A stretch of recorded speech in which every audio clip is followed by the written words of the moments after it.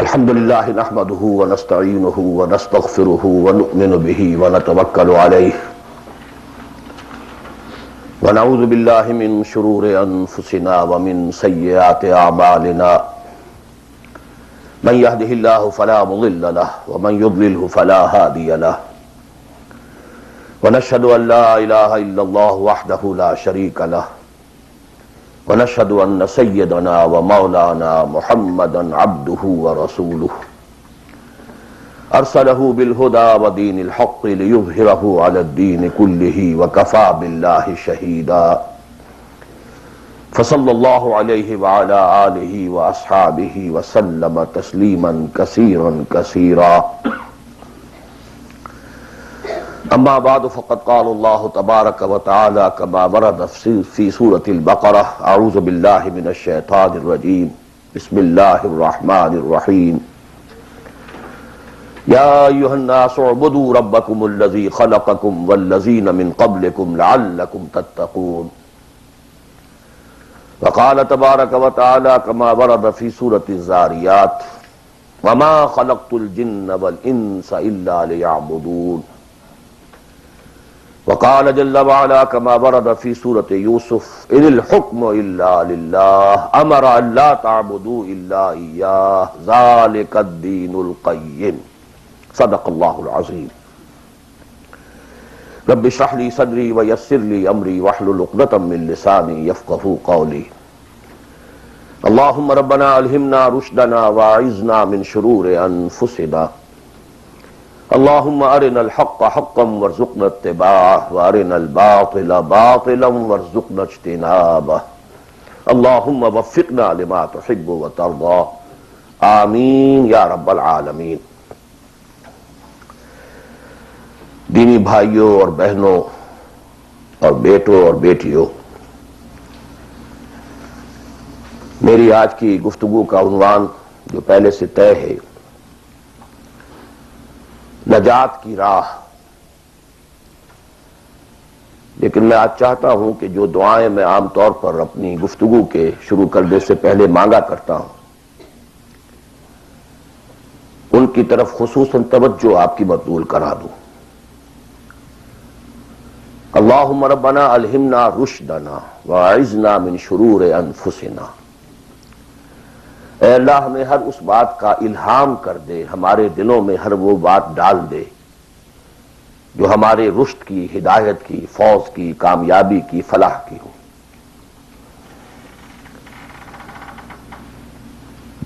اللہم ارنا الحق حقا وارزقنا اتباعہ، اے اللہ ہمیں حق کو حق دکھا، ہم اس میں دھوکہ نہ کھا جائیں، مغالطے میں نہ مبتلا ہو جائیں، اور اسے قبول کرنے کی، اختیار کرنے کی ہمیں توفیق عطا فرما۔ محض حق کو سمجھ لینا کافی نہیں ہے، بلکہ الٹا نقصان دہ ہے اگر اسے اختیار کرنے کے لیے انسان تیار نہ ہو۔ اللہم ارنا الحق حقا وارزقنا اتباعہ وارنا الباطل باطلا وارزقنا اجتنابہ، ہمیں باطل کو باطل ہی دکھا، ایسا نہ ہو کہ ہم غلطی سے باطل کو حق سمجھ بیٹھیں، اور اے اللہ ہمیں اس باطل سے اجتناب کرنے کی، اس سے بچنے کی ہمت عطا فرما۔ اللہم وفقنا لما تحب وترضى، اور اے اللہ ہمیں ہر اس کام کی توفیق عطا فرما جو تجھے پسند ہے اور جن سے تو راضی ہوتا ہے۔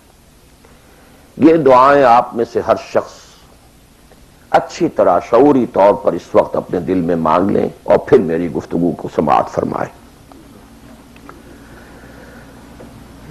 نجات کا لفظ جو میں نے استعمال کیا ہے وہ ان کئی الفاظ میں سے سب سے نچلی سطح کا لفظ ہے جنہیں قرآن مجید کامیابی کے لیے استعمال کرتا ہے۔ بہت سے الفاظ آپ نے سنے ہوں گے، فوز، اولئک ھم الفائزون، وہ کامیاب لوگ ہیں۔ رشد، اولئک ھم الراشدون، وہ لوگ ہیں کہ جو بڑے نصیب والے ہیں۔ فلاح، اولئک ھم المفلحون، وہ ہیں اصل میں کہ جنہوں نے بلند ترین کامیابی حاصل کر لی. سعادت فاما الذین سعدوا، ان میں سب سے نیچے کا لفظ ہے نجات. نجات سے اوپر ہے فوز، فوز سے اوپر ہے فلاح. یہ اس کی ہائر ڈگریز ہیں. جیسے کامیابی امتحانات میں ایک محض پاس ہو جانا ہے اور ایک اس میں اے گریڈز لے کر آنا ہے. یہ ہمارے ہاں وہ ڈویژن شمار ہوتے ہیں، فرسٹ ڈویژن ہے، سیکنڈ ڈویژن ہے. تو یہ کئی اصطلاحات ہیں. فوز، فلاح، رشد، سعادت. سب سے کم سب سے نیچے، سب سے کم نجات. وَمَالِي أَدْعُوكُمْ إِلَى النَّجَاةِ وَتَدْعُونَنِي إِلَى النَّارِ. تو کم سے کم جو کامیابی کی شرائط اسلام میں ہیں، آج ہمیں ان پر گفتگو کرنی ہے. اللہ تعالی ہمیں اس سے اوپر بڑھنے کی توفیق دے، رشد اور فوز اور فلاح کی منزلوں سے ہم کنار فرمائے. لیکن ظاہر بات ہے کہ یہ تمام منزلیں بعد میں ہیں، پہلے کامیابی تو ہو. جہاں تک اس نجات کی راہ کا تعلق ہے، اس کے موضوع پر کیونکہ قرآن مجید کی جامع ترین سورت جو اس لیول پر گفتگو کرتی ہے اور جامع ترین ہے، وہ سورۃ العصر ہے. والعصر ان الانسان لفی خسر الا الذین آمنوا وعملوا الصالحات وتواصوا بالحق وتواصوا بالصبر. ثابت ہوا یہ بیس لائن ہے، اس سے نیچے تو نجات ہی نہیں ہے، وہ تو خسران ہے، ناکامی ہے. یہ بیس لائن ہے. اسی لیے میرا جو کتاب چاہے نجات کی راہ سورۃ العصر کی روشنی میں، the road to salvation in the light of سورۃ العصر، اردو میں بھی ہے، انگریزی میں بھی ہے.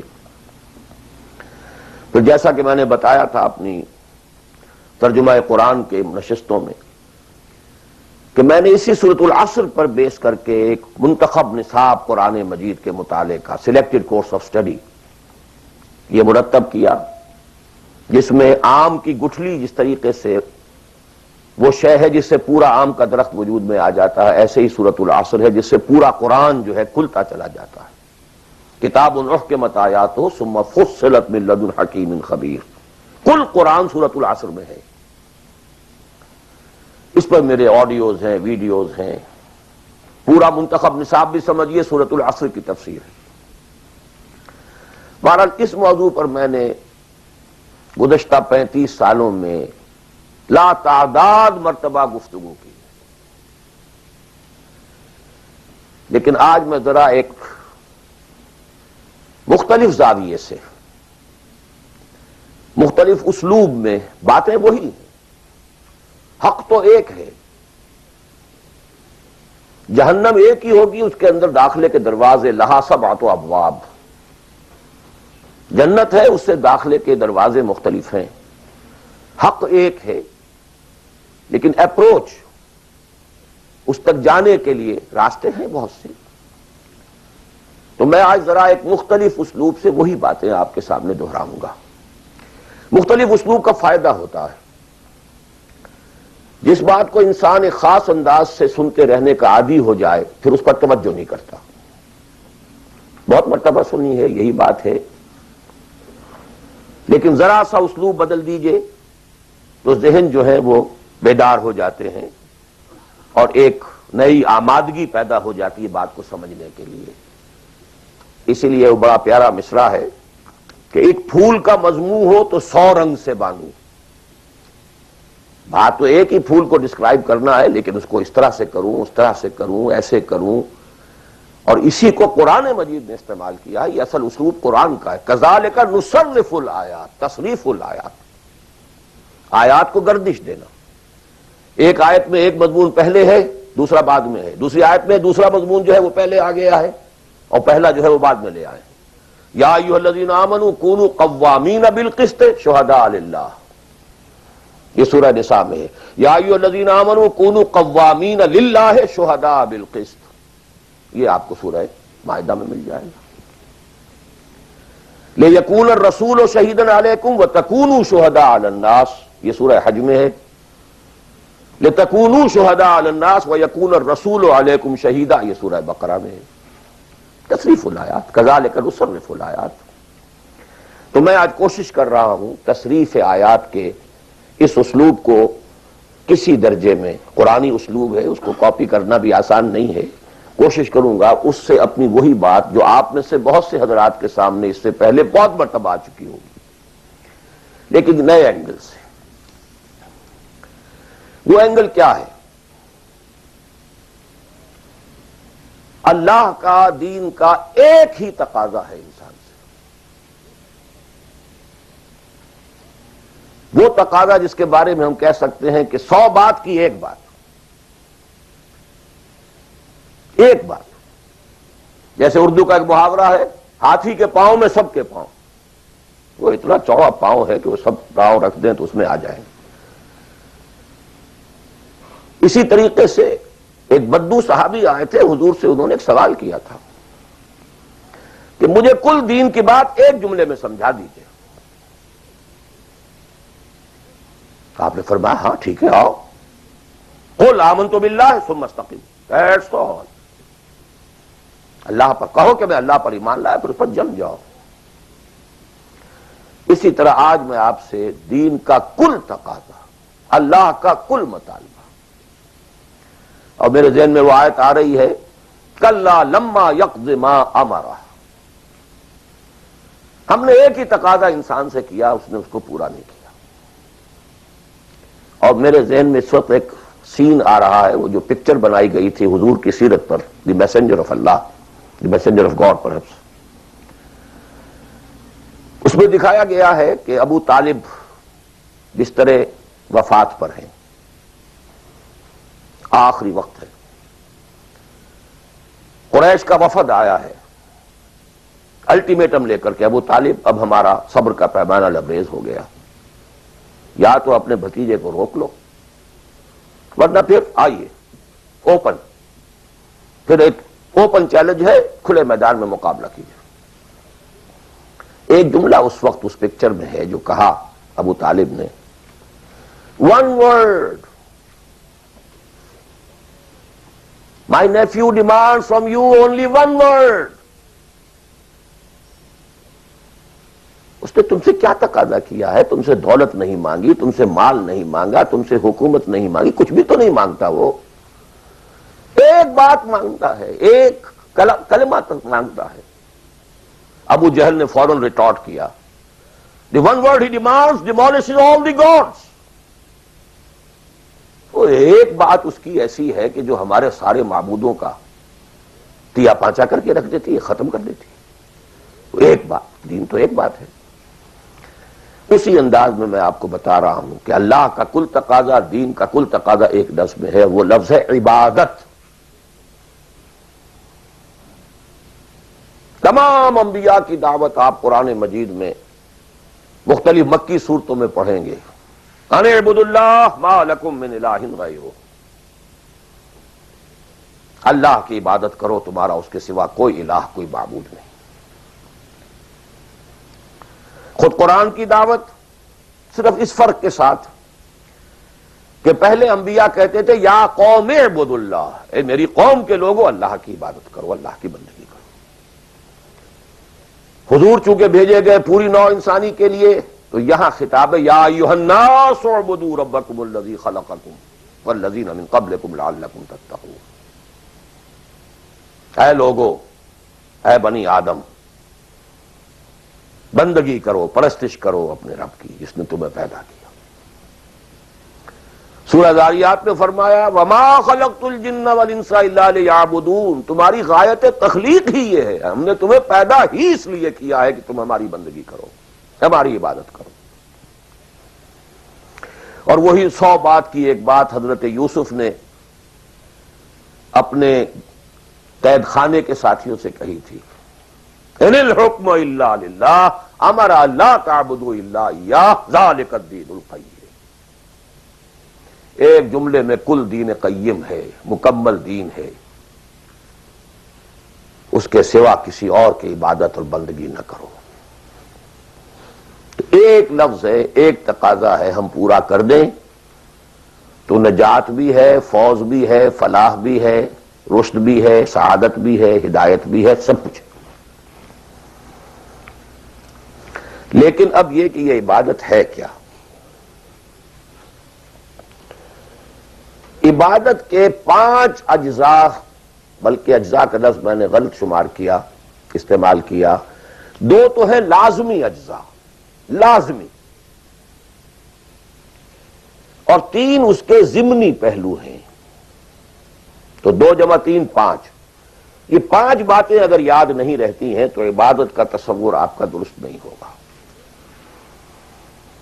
آخر کوئی اتنی بڑی بات ہے کہ تمام نبی اسی کی رٹ لگاتے رہے، اسی کی تکرار کرتے رہے۔ وہ اتنی بڑی بات ہے کہ ابدی فوز و فلاح اور رشد اور سعادت اس کے ساتھ وابستہ ہے۔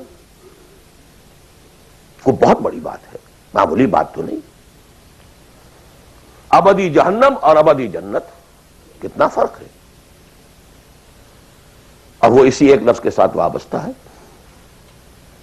عبادت ہے کیا؟ اس کے 2 جو لازمی اجزاء ہیں، ان میں سے ایک کی مثال ہے جسم۔ یہ میرا جسم 2.5 من وزن ہے اس کا، یہ میرا جسم ہے۔ ایک اس میں روح ہے، بدن وغیرہ نہیں ہے، نہ نظر آتی ہے،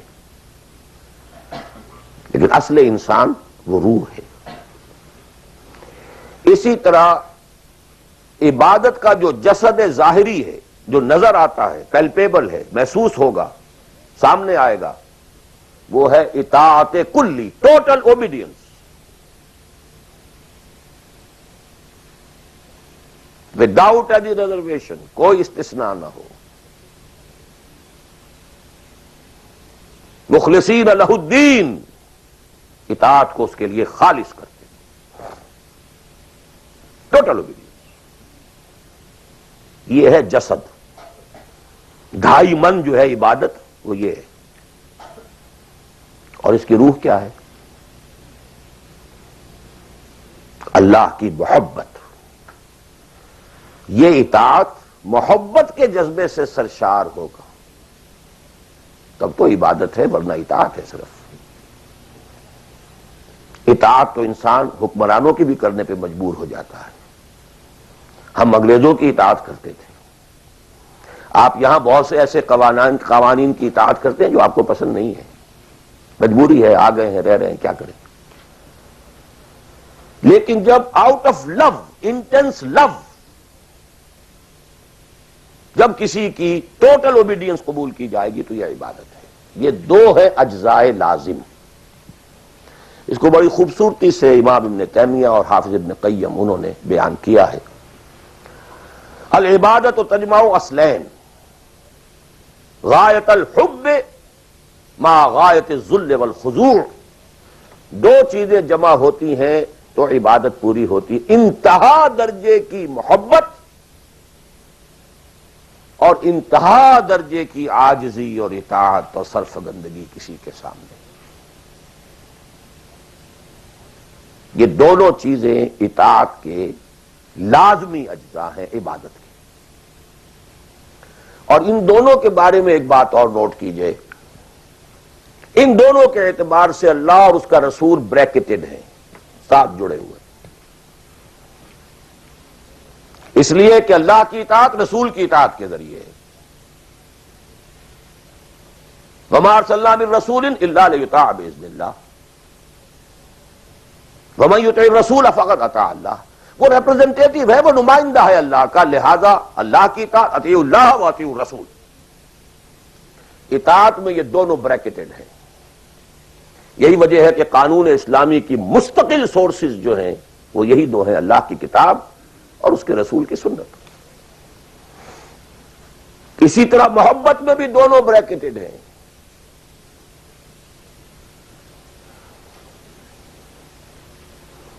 اللہ کی محبت، اس کے رسول کی محبت۔ والذین آمنوا اشد حبا للہ، شدید ترین، اشد۔ ایمان کا لازمی تقاضا یہ ہے کہ شدید ترین محبت آپ کے دل میں اللہ سے ہو. اور حضور نے فرمایا لا یؤمن احدکم حتی اکون احب الیہ من والدہ وولدہ والناس اجمعین. تم میں سے کوئی شخص مومن ہو ہی نہیں سکتا جب تک کہ میں اسے اس کے باپ، اس کے بیٹے اور تمام انسانوں سے زیادہ محبوب نہ ہو جاؤں. اطاعت اور محبت میں دونوں بریکٹڈ ہیں. اللہ کی اطاعت، رسول کی اطاعت. اللہ کی محبت، رسول کی محبت. بلکہ ایک نقطہ اور نوٹ کر لیجئے، نظری طور پر بالا تر اطاعت اللہ کی ہے اور بالا تر محبت اللہ کی ہے، اور دوسرے درجے میں اطاعت رسول کی ہے اور دوسرے درجے میں محبت رسول کی ہے. عملاً ایک ہے نظری چیز، ایک ہے عملاً. عملاً اصلت اطاعت رسول کی ہے، اللہ کے اطاعت اس کے تابع ہے. کیوں؟ اللہ کا حکم بھی تو رسول نے دیا ہے، وہ بھی رسول کے منہ سے ہمیں اب تک پہنچا ہے. بمصطفیٰ برسا خیش را کے دی ہماؤس اگر بہو نہ رسیدی تمام بولا بیس. تو اطاعت تو بن گئی رسول کی. اصلا رسول ہی نے بتایا اللہ کا یہ حکم آیا تو ہم مان رہے ہیں. اسی طرح بڑا پیارا مصرع ہے اقبال کا، از خدا محبوب تر گردد نبی. اللہ سے بھی کہیں زیادہ محبوب ہو جاتا ہے اللہ کا نبی. اس کی وجہ بھی ہے. اللہ کا ہم کیا تصور کریں، اللہ کی فیلنگز کا ہمیں کیا اندازہ ہو سکتا ہے؟ کوئی فیلنگز ہے کیا ہے؟ رسول کو ہم ایک ہیومن بینگ کی حیثیت سے ویژولائز کر سکتے ہیں. رسول کو بھی چوٹ لگی تھی، دل پر چوٹ لگی تھی. رسول کے پاس بھی بیٹی آئی تھی، بڑی پیاری بیٹی، فاطمہ بضعۃ منی. ابا جان اب تو عام لوگوں کے ہاں بڑی فراوانی ہو گئی ہے، ذرا یہ دیکھیے میرے ہاتھوں پر گٹے پڑے ہوئے ہیں چکی پیسنے کی وجہ سے، میرے کندھے کے اوپر نشان پڑ گئے ہیں، مشکیزے میں پانی بھر کر لاتی ہوں. مجھے بھی کوئی کنیز، کوئی غلام عنایت ہو جائے. ہم پوری طرح ویژولائز کر سکتے ہیں کیا فیلنگ ہوگی محمد کی اسوہ صلی اللہ علیہ وسلم. تو ہم ویژولائز کر سکتے ہیں نا کہ کیا کلیجہ اللہ نے دیا تھا کہ فرمایا بیٹی نہیں، یہ چیزیں ہمارے لیے نہیں، تمہیں میں اس سے بہتر چیز دیتا ہوں. 33 مرتبہ سبحان اللہ، 33 مرتبہ الحمدللہ، 33 مرتبہ اللہ اکبر ہر نماز کے بعد کہہ لیا کرو. یہ کہیں زیادہ بڑی قیمتی ہے.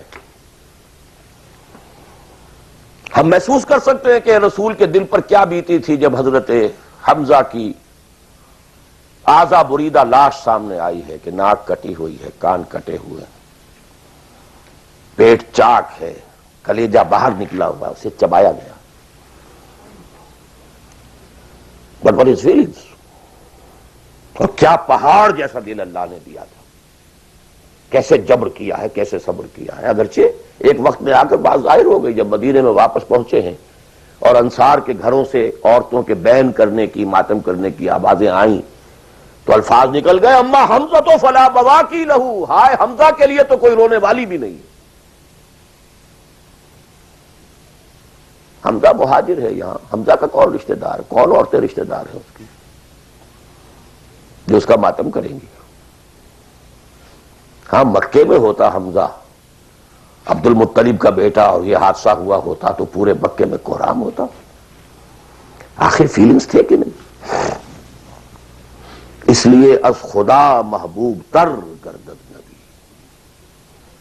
بہرحال یہ دو چیزیں میں نہیں چاہتا کہ بات زیادہ دور نکلے، کلیئر کٹ ہمیں آگے چلنا ہے. ایک تقاضا 100 بات کی ایک بات، عبادت کرو خالصتاً اللہ کی. عبادت کے 2 اجزاء لازم، اطاعت کلی، absolute obedience, total obedience, without any reservation, without any exceptions, کوئی استثناءات نہ ہو. زندگی کا ہر گوشہ، زندگی کا ہر پہلو، ظاہری ہو، باطنی ہو، داخلی ہو، خارجی ہو، انفرادی ہو، اجتماعی ہو، آئلی ہو، قومی ہو، سیاسی ہو، ہر اعتبار سے اللہ کی اطاعت، اور یہ اطاعت ہو اللہ کی محبت کے جذبے سے سرشار ہو کر، اور ان دونوں چیزوں میں اللہ کے ساتھ نظری طور پر، ثانوی طور پر، عملاً اولاً محبت رسول اور اطاعت رسول شامل ہے۔ تین چیزیں ضمنی ہیں، اور یہ ضمنی چیزیں ایکسکلوسیو اللہ کے لیے، خالص اللہ کے، یہ رسول کے لیے نہیں ہے۔ نمبر ایک، تعظیم کے کچھ مظاہر ہیں، سجدہ کرنا، قنوت، تعظیماً کسی کے سامنے کھڑے ہونا، ہاتھ باندھ کر، کندھے جھکا کر، یہ قنوت کہلاتا ہے۔ کھڑے ہونا تعظیماً، جھکنا تعظیماً، جس میں رکوع بھی ہے سجدہ بھی ہے، مطلقاً حرام کسی کے لیے بھی، یہ صرف اللہ کے لیے۔ یہ مینیفیسٹیشنز ہیں اس کی، عبادت کا مظہر ہے۔ فَقُومُوا لِلَّهِ قَانِتِينَ، اللہ کے سامنے کھڑے رہا کرو، سجدہ کرو، یہ اللہ کے سوا کسی کے۔ نمبر دو، دعا صرف اللہ سے، نہ کسی نبی سے، نہ کسی رسول سے، نہ کسی فرشتے سے، نہ کسی اولیاء اللہ سے، نہ کسی بزرگ شخصیت سے، کسی سے نہیں۔ لا تدعو مع اللہ احدا، رسول سے بھی نہیں۔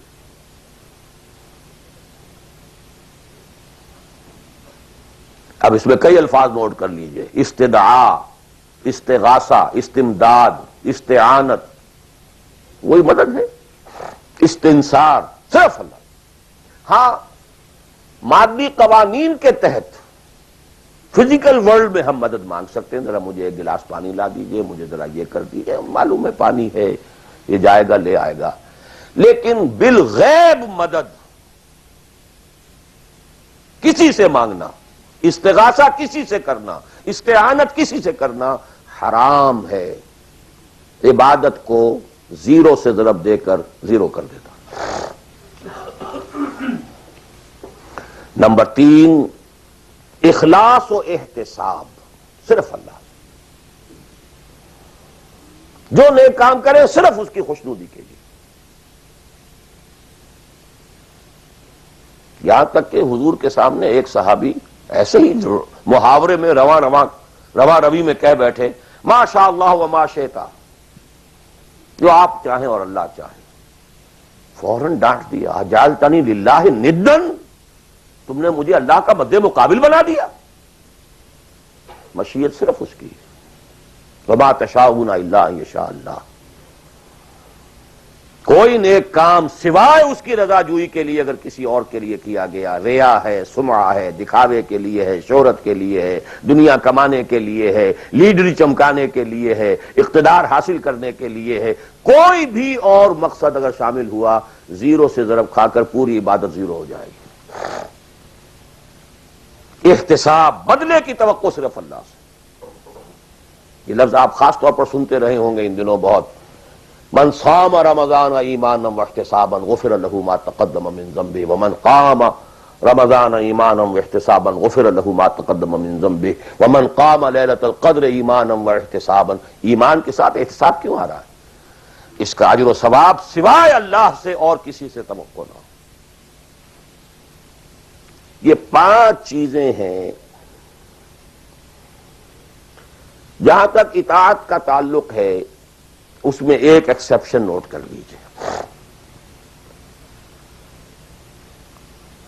کہیں کسی وقت نسیان سے، خطا سے یا جذبات کے طوفان میں آ کر کوئی غلط حرکت کر بیٹھا، لیکن فوراً توبہ کر لے، یہ مستثنیٰ ہے۔ میں نے 3 الفاظ کہے، خطا، آپ نہیں سمجھتے تھے کہ جو میں کرنے چلا ہوں یہ ڈس اوبیڈینس ہے، آپ کو پتہ ہی نہیں تھا، خطا ہو گئی۔ نسیان، بھول گئے، ایک وقت ایسا ہے کہ آدمی کے اوپر غفلت کا پردہ پڑ جاتا ہے. حضور خود فرماتے ہیں انہ لیغان علی قلبی وانی لاستغفر اللہ فی کل یوم 70 مرہ. میرے دل پر بھی کبھی کبھی حجاب سے آ جاتا ہے، میں روزانہ 70 مرتبہ استغفار کرتا ہوں اللہ. تو ہم اپنے حجابات پر حضور کے حجاب کو قیاس نہیں کر سکتے کہ نسبت خاک رہا بعالم پاک، وہ کوئی اور شے ہے، یہ کوئی اور شے ہے. لیکن یہ کہ باہر پردہ تو پڑتا ہے، اس میں کوئی غلط حرکت سرزد ہو گئی. یا نمبر 3، جذبات کا کوئی ہیجان تھا جس نے کہ اوور پاور کر دیا، انسان کی قوت ارادی کو معطل کر دیا، کوئی غلط حرکت سرزد ہو گئی. لیکن پھر توبہ فوراً. انما التوبۃ علی اللہ للذین یعملون السوء بجہالۃ ثم یتوبون من قریب. جیسے ہی طوفان گزرا فوراً ہوش میں آیا، یہ مجھ سے کیا ہو گیا، لا الہ الا انت سبحانک انی کنت من الظالمین. ربنا ظلمنا انفسنا وان لم تغفر لنا وترحمنا لنکونن من الخاسرین وان لم تغفر لی وترحمنی لاکونن من الخاسرین. اب یہ دعا رہے، گڑ گڑا کر اللہ معاف کر دے گا. It will be written off. It will be expunged. محو کر دیا جائے گا. یکفر عنہ سیئات ہی، اس کے معنی یہی ہے.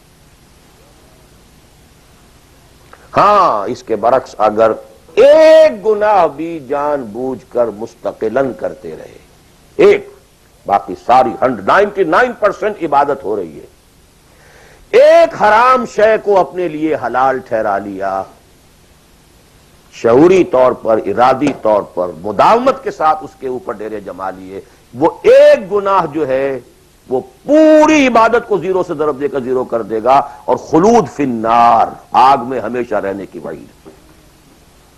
بلا من کسب سیئۃ واحاطت بہ خطیئتہ فاولئک اصحاب النار هم فیہا خالدون. ان پوائنٹس کو اچھی طرح نوٹ کیجئے. خطا خطا میں فرق ہے، گناہ گناہ میں فرق ہے.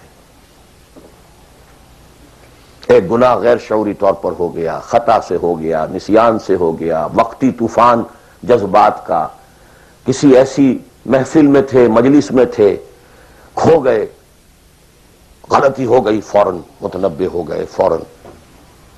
یہ اور ہے.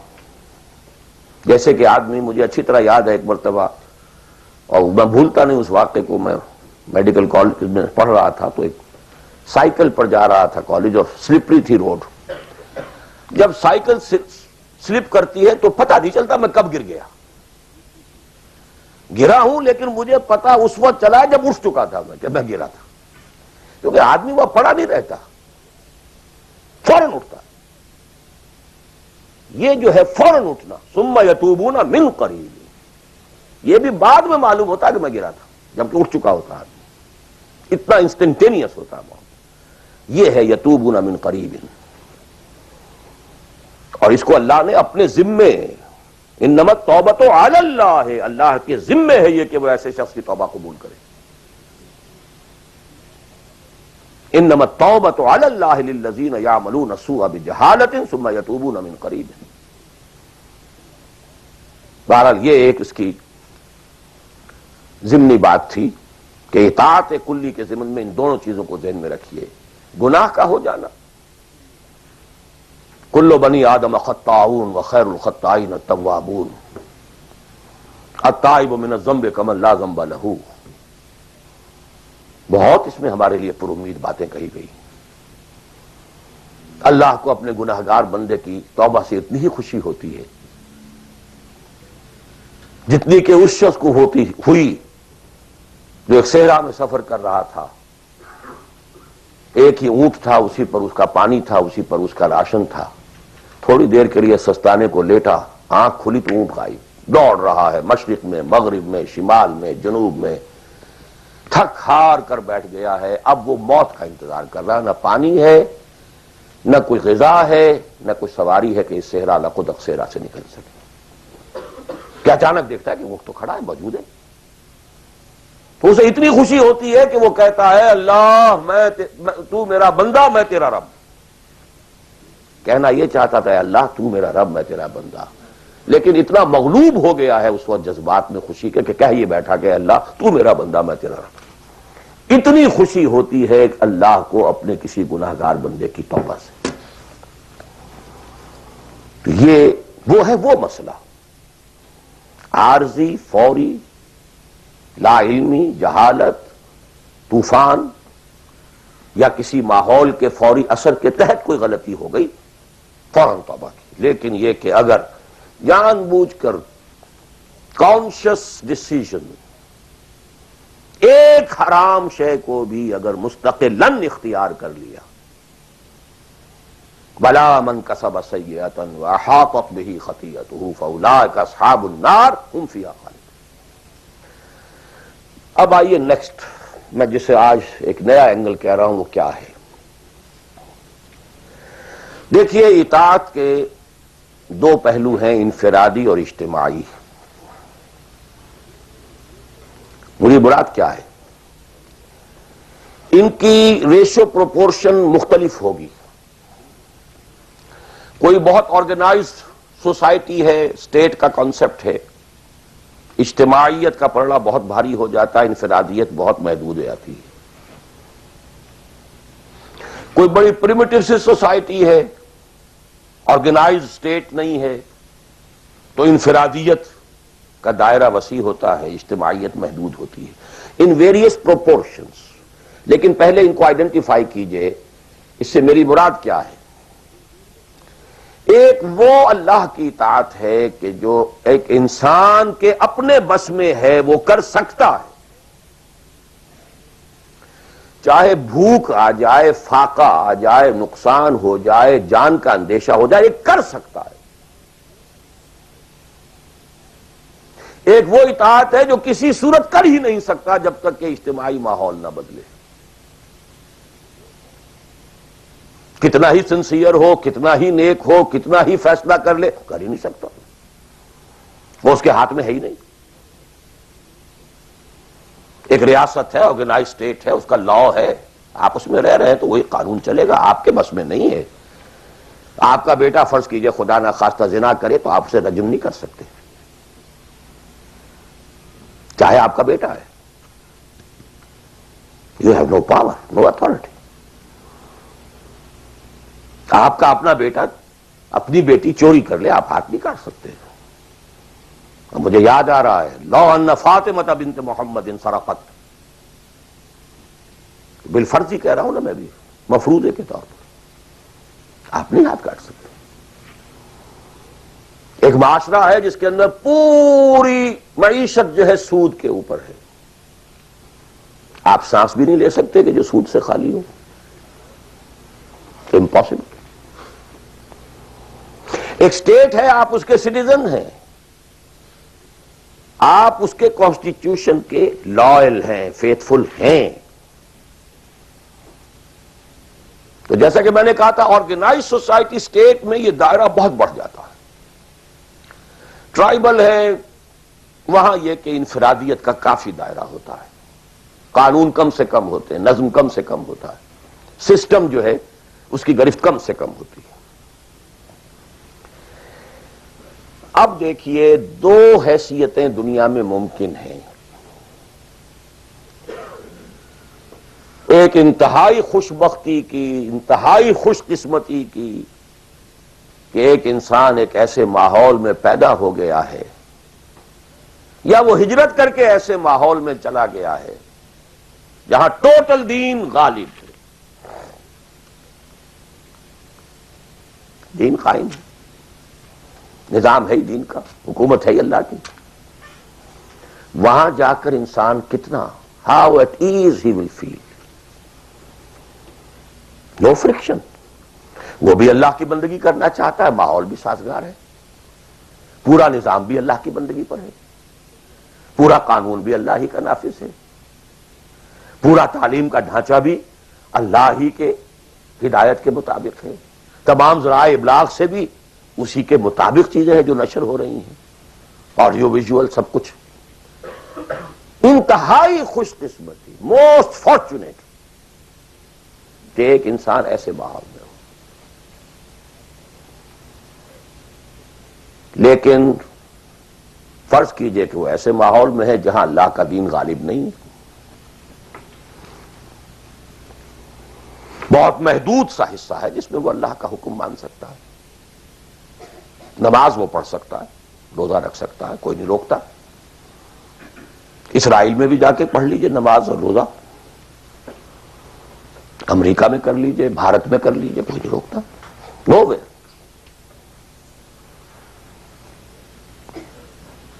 لیکن باقی ویرینگ ڈگریز میں ہوگا یہ کہ زندگی کا 75%, 80%, 50%, 60% وہ باطل کے قبضے میں ہے. تو وہ بھی تو 50%, 60% کافر ہے. He is a part and parcel of that environment, of that system. قرآن کے تینوں فتوے اس پر بھی تو لگ رہے ہیں. وَمَن لَّمْ يَحْكُم بِمَا أَنزَلَ اللَّهُ فَأُولَٰئِكَ هُمُ الْكَافِرُونَ وَمَن لَّمْ يَحْكُم بِمَا أَنزَلَ اللَّهُ فَأُولَٰئِكَ هُمُ الْفَاسِقُونَ وَمَن لَّمْ يَحْكُم بِمَا أَنزَلَ اللَّهُ فَأُولَٰئِكَ هُمُ الظَّالِمُونَ. وہی ظالم ہے, اور ظالم سے مراد مشرک. ان الشرک لظلم عظیم, وہی کافر ہیں. بتوں سے تجھ کو امید ہے, خدا سے نا امیدی, مجھے بتا تو صحیح اور کافری کیا ہے. کفر کہتے کسے؟ وہی تو فاسق ہیں, ناہنجار ہیں, باغی ہیں. ویرنگ ڈگریز کے اندر جتنا بھی اس نظام کی گرفت ہے, اس درجے میں ہر وہ شخص کافر اور ظالم اور مشرک ہے جو اس ماحول میں رہ رہا ہے. ان دونوں حالتوں میں دین کے تقاضے بالکل ایک دوسرے کے برعکس ہو جاتے ہیں. اب یہ پوائنٹ ہے جو میں چاہتا ہوں آج, I want to hammer it.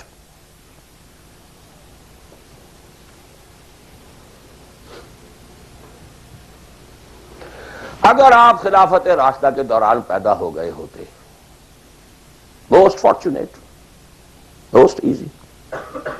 دین قائم ہے, اللہ کے احکام جاری ہیں, سارا نظام وہی ہے, دی ہول اسٹیٹ کرافٹ وہ اسلام کی بنیاد پر کام کر رہا ہے. آپ ایک سٹیزن ہیں, آپ کے لیے تقرب بالنوافل کے درجے کھلے ہوئے ہیں. فرض تو پورے ہیں یہاں, نفل نماز پڑھیے, نفل علم حاصل کیجئے, نفل روزے رکھتے چلے جائیے, نفلی چلے کیجئے, جو چاہیے کیجئے. تقرب بالنوافل.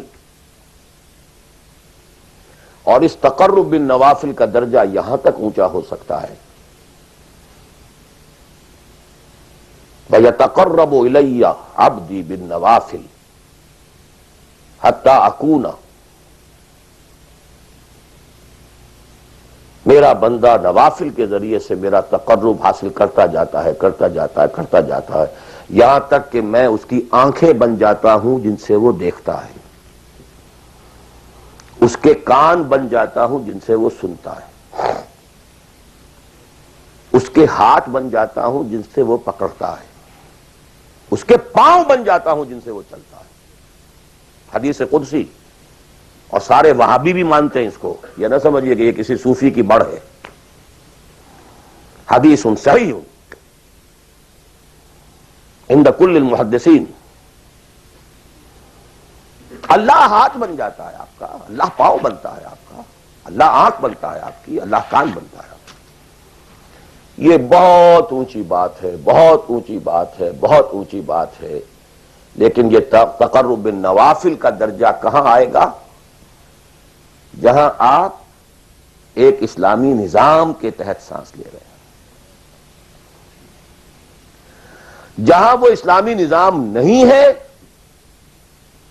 پہلا فرض تن من دھن اس نظام کو بدلنے کے لیے لگا دینا. اگر یہ نہیں ہے تو نماز نہیں ہے, منہ پر دے ماری جائے گی. میں جو کچھ کہہ رہا ہوں علی وجہ البصیرت کہہ رہا ہوں, میری پوری زندگی کے مطالعے کا نچوڑ ہے. نماز منہ پر دے ماری جائے گی, روزے منہ پر دے مارے جائیں گے.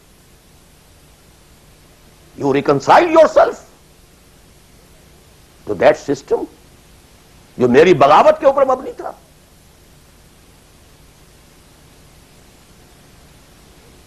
پہلا فرض یہ ہے, تن من دھن.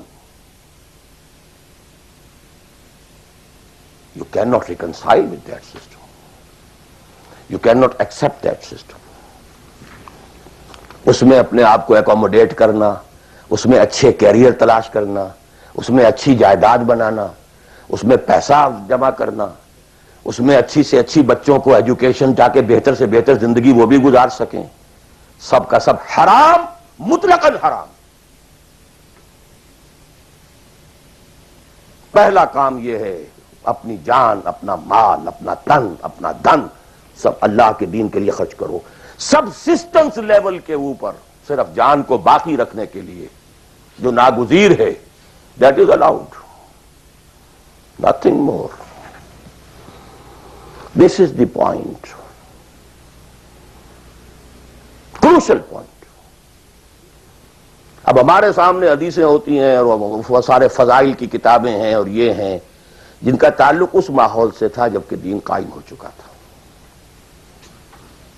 اس کانٹیکسٹ میں باتیں ہو رہی ہیں، نفل کی بات ہو رہی ہے اور قیام اللیل کی بات ہو رہی ہے اور جو ہے ختم قرآن کی بات ہو رہی ہے، اور اگر فجر کے بعد بیٹھے رہے مصلے پر اور 2 رکعت پڑھ کر اٹھے جبکہ سورج نکل چکا ہے تو اب یہ اتنا اونچا ثواب، یہ ساری باتیں، all these things become absolutely irrelevant.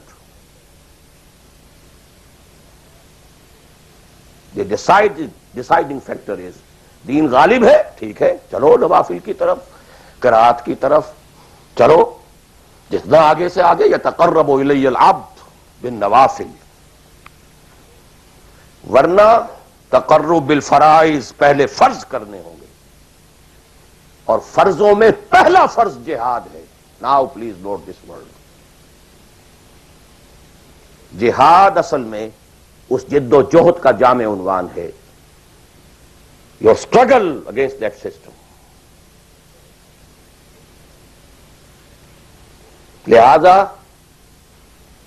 انما المؤمنون الذين آمنوا بالله ورسوله ثم لم يرتابوا وجاهدوا باموالهم وانفسهم في سبيل الله، integral part of the definition of a مومن۔ اگر زندگی اس سے خالی ہے یا اتنی ہے بس جتنی ہو جائے نفل کے درجے میں، اصل وقت اصل دھارا بہ رہا ہے دنیا کی طرف، دنیا کے حصول کے لیے، جتنا پھیل سکیں، جتنا پھل سکیں، جتنا پھول سکیں، جتنی جڑیں گہری جما سکیں، جتنا کچھ اولاد کے لیے چھوڑ کر مر سکیں، جتنا اولاد کو زیادہ سے زیادہ دنیا کی سہولتیں دینے حاصل کرنے کے قابل بنا کر جا سکیں، ساری تو توانائیاں اور ساری قوتیں اور ساری صلاحیتیں اور سارے اوقات تو کپے ہوئے اس میں۔ اچھا آپ کو تھوڑا سا دین کا کام بھی، آخر دھوکہ تو اپنے آپ کو دینا ہی ہے نا۔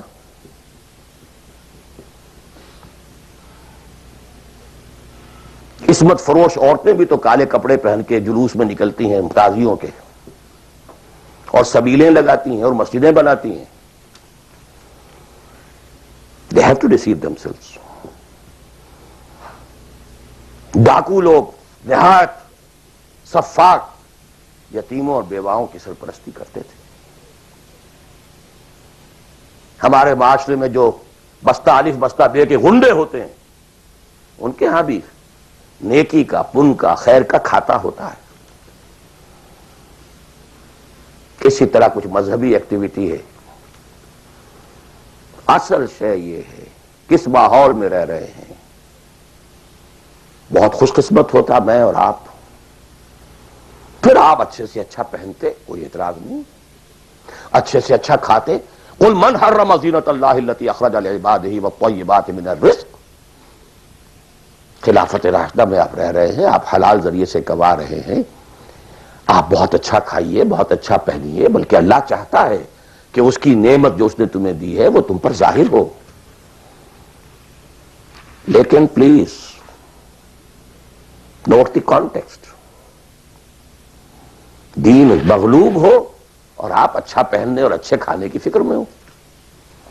مجھے جملہ یاد آ رہا ہے حضرت ابو بکر کا رضی اللہ تعالی عنہ۔ تھوڑا سا مسئلہ ہوا تھا کہ لوگوں نے کہا کہ زکوٰۃ ہم دیں گے لیکن زکوٰۃ ریاست کو نہیں دیں گے، اپنے طور پر خرچ کریں گے۔ حضرت ابو بکر نے فیصلہ کیا ان کے خلاف جنگ کا۔ حضرت عمر جیسی شخصیت بھی مشورہ دے رہی ہے کہ دیکھیں نہیں، 2 فرنٹ پہلے ہم نے کھولے ہوئے ہیں۔ جیش اسامہ کو بھی آپ نے روکا نہیں کہ جائے، حضور نے تیار کیا تھا۔ پھر جو مرتدی ہو گئے کسی اور کو نبی مان لیا ان کے خلاف تو جنگ کرنی ہی کرنی ہے، لیکن یہ تو صرف نماز بھی پڑھ رہے ہیں اور یہ زکوٰۃ کا بھی انکار نہیں کر رہے ہیں، صرف ہمیں نہیں دے رہے ہیں، تو ان کے ساتھ ذرا مصلحت کا تقاضا یہ ہے کہ کچھ نرمی کی جائے۔ ان کے بڑے پیارے الفاظ تھے، ایبدل الدین وانا حی، کیا دین میں تغیر کیا جائے گا جبکہ ابھی میں زندہ ہوں؟ خدا کی قسم اگر یہ حضور کے زمانے میں زکوٰۃ کے اونٹوں کے ساتھ ان کے باندھنے والی رسی بھی دیتے تھے، اور اب اگر یہ کہیں گے کہ اونٹ لے جاؤ رسی نہیں دیں گے تب بھی میں قتال کروں گا، اور خدا کی قسم کوئی میرا ساتھ نہیں دے گا تو میں اکیلا جاؤں گا۔ اور اے عمر تمہیں کیا ہو گیا؟ تم جاہلیت میں تو بڑے سخت تھے، اسلام میں آ کر تم نرم ہو گئے ہو۔ یہ ڈانٹ ابو بکر پلا رہے ہیں عمر کو رضی اللہ تعالی عنہ۔ تو اچھی طرح جان لیجئے، اب میں نہیں کہہ سکتا کہ میں کس طریقے سے اس کو بیان کروں، کیسے ٹھوک ٹھوک کر آپ کے ذہنوں میں اتار دوں۔ یہ ہے اصل شے، دین کا سارا سٹرکچر ہی بالکل ریورس ہو جاتا، the whole value structure absolutely changes. دین غالب ہے تو وہ ساری باتیں ہیں جو ہم نے خوب یاد کی ہوئی ہیں، آخر حقوق والدین بھی تو ہے نا، آخر بچوں کے حقوق بھی تو ہے نا۔ یہ حقوق والدین جو ہے ان مہاجرین کو یاد نہیں آئے جو اپنے ماں باپ کو چھوڑ کر مدینے پہنچ گئے تھے، یہ اولاد کے حقوق انہیں یاد نہیں آئے، بیویوں کے حقوق یاد نہیں آئے، وہ تو فینیٹکس تھے نا، پاگل تھے نا۔ مدینے کے منافقین نے انہیں سفہا کہا تھا، بے وقوف لوگ ہیں یہ، انؤمن کما آمن السفہا، these fools, these fanatics۔ یہ ساری حدیثیں آپ کو یاد ہیں۔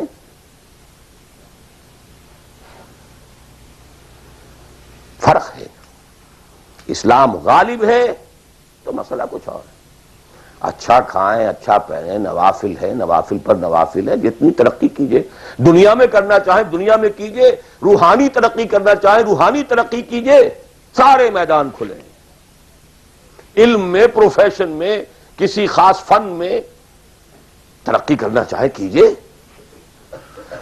دین غالب نہیں ہے، اور آپ خود 50%، 60%، 70%، 90% کافر ہیں، اس لیے کہ اس ماحول کا جز ہیں جس میں کفر کا نظام ہے۔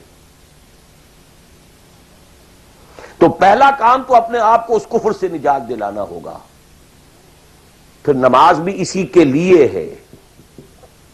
وَاسْتَعِینُوا بِالصَّبْرِ وَالصَّلَاةِ، مدد حاصل کرو نماز سے۔ کس کام کے لیے مدد حاصل کرو؟ The mission to make the دین آف اللہ سپریم، ان اقیم الدین۔ نماز اس کے لیے سب سروینٹ ہے، اس کے لیے مدد ہے۔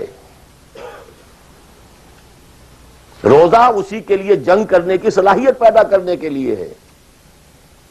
اس لیے 23ویں رکوع میں سورہ بقرہ کے روزے اور رمضان کے احکام میں 24ویں رکوع میں قتال شروع ہو گیا، قاتلوا فی سبیل اللہ الذین یقاتلونکم۔ اور عرب جو ہیں وہ روزہ رکھواتے ہی صرف گھوڑوں کو تھے، خود تو رکھتے ہی نہیں تھے، کیونکہ گھوڑے کو استعمال کرتے تھے لوٹ مار میں، غارت گری میں، جنگوں میں، اور گھوڑا ہے نرم نازک مزاج جانور، پیاس برداشت نہیں کر سکتا، بھوک برداشت نہیں کر سکتا، اونٹ تو کر جاتا، چاہیے تھا انہیں گھوڑا، لہذا گھوڑے کو عادی بناتے تھے دھوپ کا، پیاس کا، بھوک کا، تاکہ ایسا نہ ہو کہ اہل مارکے کا وقت اور گھوڑے صاحب جواب دیے بیٹھے ہوں تو سوار کیا کرے گا۔ تو ساما یسومو عربی زبان میں گھوڑے کے لیے تھا، انسانوں کے لیے تھا ہی نہیں۔ یہ تو مدینے میں آنے کے بعد پھر حضور نے یہودیوں کو دیکھا کہ روزہ رکھتے ہیں، تو آپ نے بھی مسلمانوں سے کہا عاشورہ کا روزہ ہے وغیرہ وغیرہ، چھوڑ دیجیے اس بات کو، لمبی ہو جائے گی۔ یہ ساری چیزیں اصل میں ہیں اس مقصد کے لیے۔